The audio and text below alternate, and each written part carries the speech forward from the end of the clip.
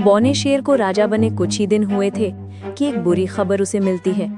महाराज शेर, एक संकट जंगल की ओर आ रहा है। पहले उसने कई जंगल बर्बाद कर दिए हैं, अब उसका निशाना हमारा जंगल है। हमें तैयारी करनी चाहिए। कौन सी ऐसी संकट है जिसकी वजह से तुम डरे हुए हो? मुझे उसका नाम बताओ तो मैं तैयारी कर सकूं। काला साए का आतंक। रात में एक काला साया जंगल में आता है और कई घरों को तबाह कर देता है और कई जानवर इससे घायल हो जाते हैं।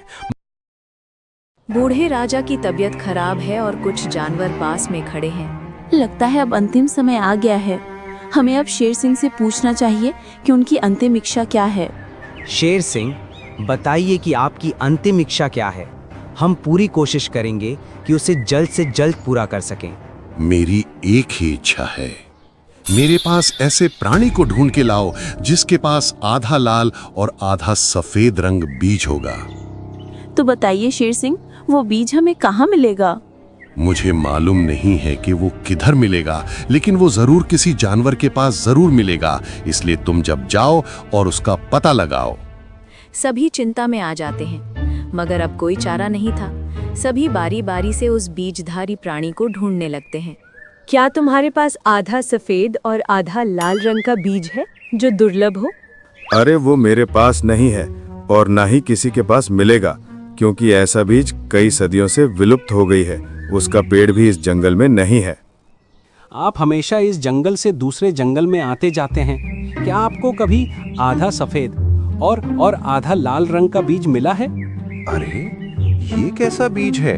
सभी फल के बीज के रंग तो ज्यादातर एक ही रंग के होते हैं, और अगर कोई अलग अलग रंग का होगा तो भी सफेद और लाल रंग का बीज वाले को ढूंढना बहुत ही मुश्किल है।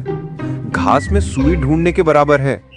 तुम्हारी बात बिल्कुल सही है, मगर मेरी मदद कीजिए। कोई तो ऐसा तरीका बताइए जिससे मेरी मदद हो जाए। मैं जब दूसरे जंगल में विचरण कर रहा था तब मेरी तबीयत खराब हो गई थी। तब मेरी मदद एक शेर ने की थी। जड़ी बूटियों का जानकार था। उसने मुझे यह भी बताया था कि उसके पास कई दुर्लभ जड़ी बूटी हैं। अब वही तुम्हारी मदद कर सकता है।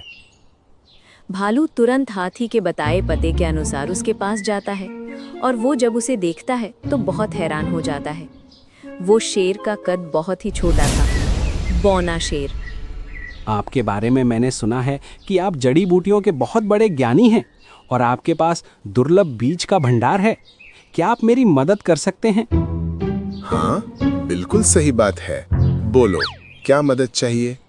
हमारे राजा बहुत ही बीमार हैं, अपने अंतिम समय में आ चुके हैं। उन्होंने अपनी अंतिम इच्छा कहते हुए कहा है कि जिसके पास आधी सफेद और लाल वाली बीज होगा उसे उनके पास लाया जाए। क्या आपके पास वो बीज है? बिल्कुल, मैं बहुत से बीजों को संभालता हूँ, जड़ी बूटी बनाने में उपयोग करता हूँ, और मैंने उस तरह के बीज भी संभाले हैं। तो फिर मेरे साथ चलो अभी। भालू शेर को अपने साथ ले जाता है। शेर सिंह, मैं वो बीज ढूंढ लाया हूँ और वो बीज इसके पास है। आपकी अंतिम इच्छा पूर्ण हो गया।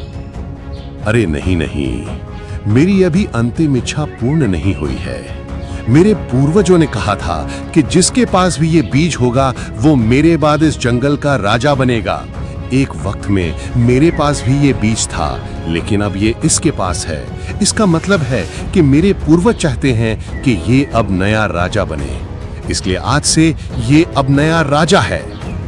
शेर सिंह ये कहता है और अपना प्राण त्याग देता है, मगर सभी के तो मानो प्राण निकल गए हों। उन सभी को कुछ भी समझ नहीं आ रहा था। बौने शेर को आए जंगल में कुछ देर ही हुई थी और उसे एक बीज के कारण कैसे राजा बना दिया गया। सबके चेहरों में कई सवाल थे, मगर सब उस समय चुप रह गए। ये कैसी बात है? एक छोटा बौना शेर हमारा राजा बनेगा, जिसे हम मात्र कुछ घंटों से ही जानते हैं। वो क्या हम पर राज करेगा? बिल्कुल, और नहीं तो क्या, एक बौने सा पिद्दी जानवर को राजा बना दिया। बिना उसका क्षमता देखे, बिना उसकी परीक्षा लिया राजा बना दिया। पक्का बौने शेर ने कुछ झोलझाम किया है। मुझे लगता है इन सब के पीछे कोई कारण है। सदियों से ऐसा ही चला आ रहा है।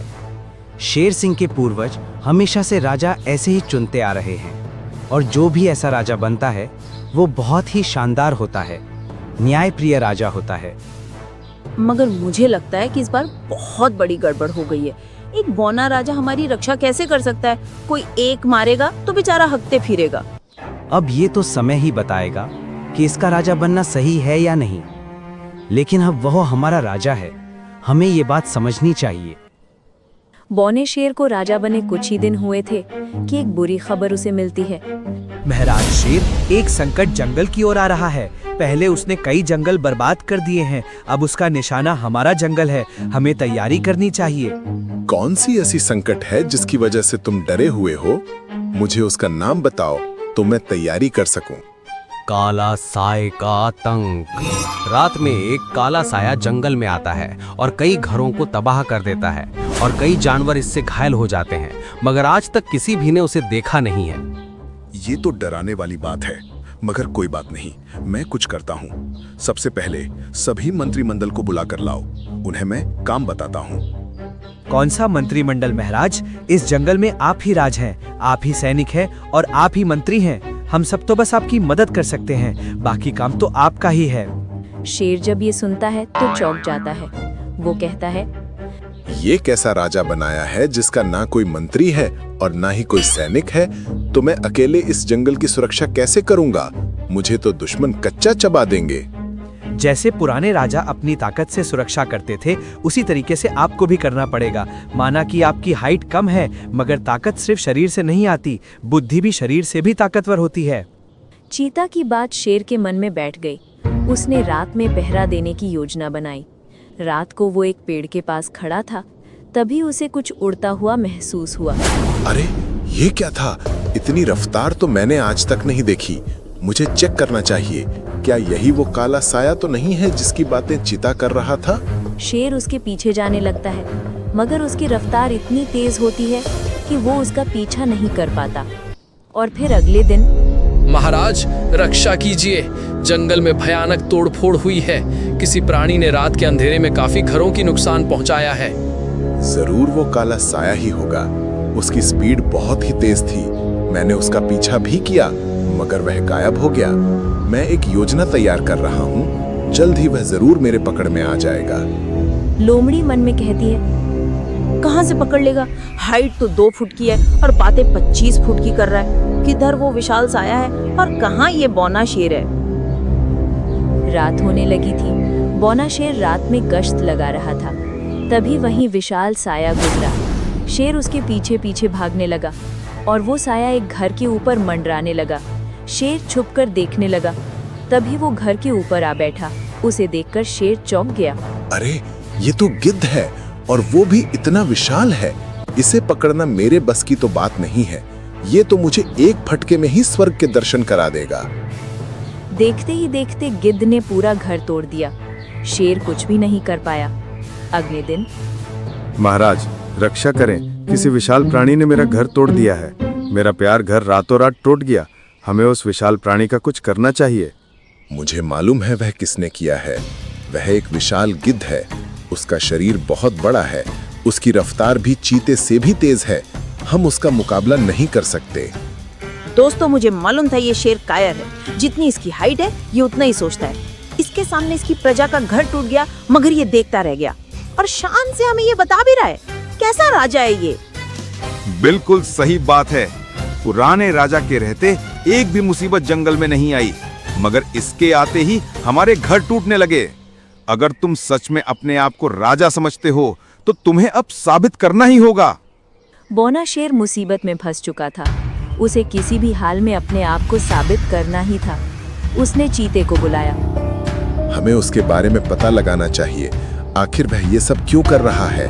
आखिर ये सब करके उसे क्या मिलता है? क्या तुम्हें कुछ जानकारी मालूम है? उसके बारे में जानकारी लेने के लिए हमें दूसरे जंगल में जाकर पता करना पड़ेगा। पक्का कोई ना कोई हमें बताएगा कि वह ये सब क्यों कर रहा है। दोनों यही सोचकर दूसरे जंगल जाते हैं। वहाँ काफी शांति थी। उन्होंने एक प्राणी को रोककर पूछा, जरा सुनो, ये जंगल इतना शांत क्यों है? इतनी शांति तो मैंने किसी जंगल में भी नहीं देखी।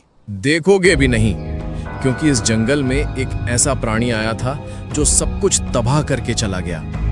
वो विशाल पक्षी था। मैंने पूरी जिंदगी में ऐसा पक्षी नहीं देखा। तुम जिसकी बात कर रहे हो वैसा ही एक पक्षी हमारे जंगल में आया है। वह भी सब कुछ तबाह कर रहा है। सभी जानवर डरे हुए हैं। क्या तुम उसके बारे में हमें कुछ बता सकते हो? मैं भला क्या बता सकता हूँ। मैं बस इतना जानता हूँ कि वो जिस घर में भी हमला करता था उस घर में कुछ ढूंढने की कोशिश करता था, मानो उसे किसी चीज की बड़ी तलाश है। शेर और चीता हैरान हो गए। उन्होंने उससे विदा लिया और अपने जंगल की तरफ आ गए। तुम्हें क्या लगता है आखिर वह क्या ढूंढने की कोशिश कर रहा है? मुझे लगता है कि शायद कोई ऐसी चीज जिससे वो अमर हो जाए, या फिर बहुत ताकतवर हो जाए, या फिर और विशाल खूंखार हो जाए। हमें आज रात पूरी तरह से उस पर नजर रखनी होगी। वह कहां से आता है और कहां को जाता है, एक एक कदम पर नजर रखनी होगी। रात होती है, वो बाज फिर आता है और एक घर में हमला करके भाग जाता है। मगर इस बार बौने शेर और चीते ने पूरी योजना बनाई थी। वो उसका पीछा करते हैं और एक पहाड़ी तक पहुंचते हैं। अब इसके आगे मुझे जाने दो। मैं आज उससे लड़ाई करके ये जान कर ही रहूंगा कि वह आखिर चाहता क्या है। मैं भी आपके साथ चलता हूँ। वह इतना विशाल है कि उसका एक उंगली आपके लिए काफी है, और अगर हम दो रहेंगे तो उससे लड़ाई भी कर पाएंगे। शेर और चीता उसके पास पहुंचे, मगर जब वहां पहुंचे तो जो देखा उसे देखकर चौंक गए। यहाँ तुम जिंदा तो आ गए हो, मगर जिंदा वापस नहीं जाओगे। मैं तुम्हें भी खत्म कर दूंगा। हम लड़ाई करने नहीं आए हैं, हम तो ये जानने आए हैं कि तुम ये सब क्यों कर रहे हो, हर घर में क्या ढूंढते फिर रहे हो, और ये बच्चा कौन है? मुझे किसी भी प्राणी का घर तोड़ने का कोई शौक नहीं है। मेरी एक मजबूरी है। मेरा बेटा बीमार है, उसे दवा के लिए एक अजीब सा बीज चाहिए जिसका आधा रंग सफेद और आधा रंग लाल का होना चाहिए। उससे ही मेरे बेटे का इलाज होगा। महाराज, ये तो आपके ही बीजों के बारे में बात कर रहा है। अगर आपने वो बीज इसे दे दिए तो आप महाराज नहीं रहेंगे। आपको अपना पद छोड़ना पड़ेगा। यही तो बात है। मेरा सपना था एक बार राजा बनकर राज करूं, लेकिन इसे वह बीज दे दिया तो मेरा सपना टूट जाएगा। मुझे कुछ समझ नहीं आ रहा है। शेर उलझन में पड़ चुका था, उसे कुछ समझ नहीं आ रहा था। तभी बाज बोला, क्या आप इस बीज के बारे में जानते हैं? अगर जानते हो तो मुझे बताएं। ये किसी के मरने और जीने की बात है। मैं सभी का शुक्रगुजार रहूंगा। शेर ने एक फैसला लिया। वह बीज मेरे पास है, मैं तुम्हें वह बीज दूंगा। बदले में तुम किसी भी प्राणी को नुकसान नहीं पहुंचाओगे। और बीज देखकर शेर और चीता वापस जंगल में आ जाते हैं। उन्हें देखकर जानवर उनसे सवाल करने लगते हैं। आप दोनों ने क्या उस बाज को खत्म कर दिया, या फिर वो आपसे डर के भाग गया? नहीं, हमने एक सौदा किया है। हमने दुर्लभ बीज उसे दे दिया है, और बदले में उसने हमसे वादा किया है कि वो अब इस जंगल में कदम नहीं रखेगा। इसका मतलब ये बौना शेर अब राजा नहीं है? अब इसका राज इस जंगल में नहीं है? ये तो अच्छी खबर है। सच कहूं तो मुझे भी डर लगता था कि एक छोटा राजा हमारी रक्षा कैसे करेगा। अच्छा हुआ जो तुमने बीज देखकर उस काले साए से बचा लिया और अपने जगह नए राजा बनने का मौका दे दिया। तभी बाज उड़ता हुआ वहां पहुंचा। कितनी बकवास बातें कर रहे हो। जिस राजा ने तुम लोगों को बचाने के लिए अपना राजपाट छोड़ दिया, जिसने मेरे बच्चे को बचाने के लिए अपना पद छोड़ दिया, इस जैसा राजा तो सबको मिलना चाहिए। आज इसी की वजह से तुम सब सही सलामत हो, वरना मैं इस जंगल को तबाह कर सकता था। और ये बोलकर बाज वहां से उड़ गया। सच्चाई सामने आते ही सभी जानवरों को अपने बातों में पछतावा होने लगा। उन्होंने कहा, हमें माफ कर दो महाराज। हमने सोचा कि एक बौना राजा हम पर अपना हुक्म नहीं चला सकता, मगर आज अपने साबित कर दिया कि राजा चाहे बौना हो या ना हो, लेकिन उसमें दयालुता होनी चाहिए। बिल्कुल, चाहे आप जैसे भी हों, आप ही हमारे राजा बनेंगे। आपकी वजह से ये जंगल ही नहीं बल्कि पूरी जंगल बच गया है। आपकी तो जय जयकार होनी चाहिए। और इस तरह बौनी शेर को सभी जानवरों ने नए राजा के रूप में चुन लिया।